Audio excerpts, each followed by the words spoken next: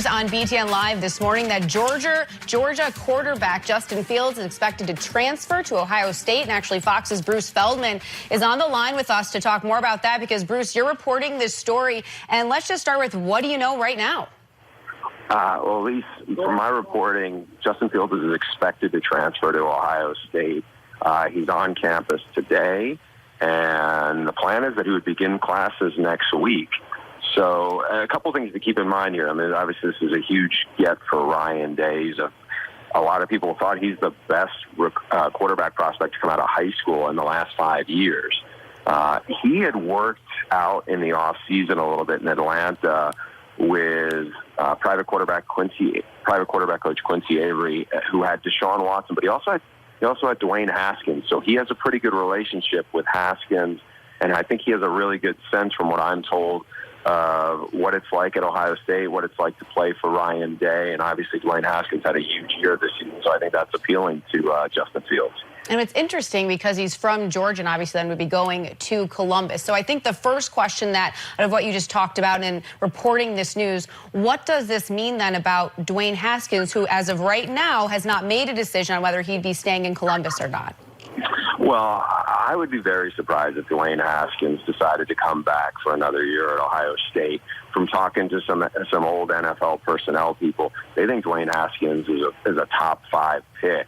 He's that good. Now, it probably wouldn't hurt him development-wise for another year in college, but his stock is sky high right now, and there's so much appeal for quarterbacks. As one person who has spent a long time in the NFL told me, if Jared Goff was the #1 pick in the draft, Dwayne Haskins definitely has more talent than that. And so people are very excited about him, but I suspect you'll get some kind of announcement from Dwayne Haskins maybe in the next 48 hours about what his future is. But I'd be very surprised if he decides to come back to Columbus, given how high his stock is among NFL people right now. So in going back to Fields, you mentioned that he's become familiar with the Ohio State program and Ryan Day. Ryan Day officially just now a few days on the job as head coach. What does this say about him to pick up this quarterback? Well, I think it's a little bit of a shift in how I think pro-style quarterbacks are going to look at Ohio State. Certainly Urban Meyer had a ton of success as a coach. I mean, he's a Hall of Fame coach with his record is off the charts, but you know, a lot of his success was with dual threat quarterbacks, whether it was with Braxton Miller or J.T. Barrett or Tim Tebow. I think what you look at, now certainly some of Urban Meyer coached Alex Smith, who was a first pick in the draft. He had him at Utah.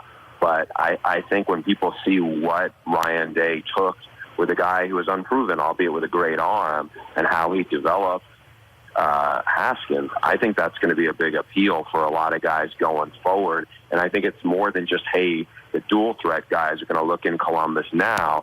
I think you're going to see, because quite honestly, for as great as Ohio State's been, it's not like it has had this, USC-like track record of NFL quarterbacks. And so I think we may be seeing a little bit of a shift in that, and how pro-style quarterbacks look at the Buckeyes program. So then, speaking of that program, what do you think this means for them? What should fans think as they start to see maybe Fields taking over for Haskins, if that is what happens? Well, I think the big question is going to be, can he get eligible this year? I've heard that there is going to be some kind of waiver process. He's going to make an appeal. Can he get eligible? He is such a talented kid. I was around him through that Elite 11 program, and he wows people with his talent. I mean, he's very athletic. He's a big kid. His arm is fantastic. I mean, he checks every box. Now, he's also a really good baseball player, but I think once people saw him, and the more they saw him, he just pushed past every other prospect who people thought, even as good as Trevor Lawrence is, and he's had a really great freshman year, and he's playing, he's got Clemson in the national title game. Most people I talked to in the coaches thought Justin Fields was an even better prospect than Trevor Lawrence. So, Ohio State's getting a big one here.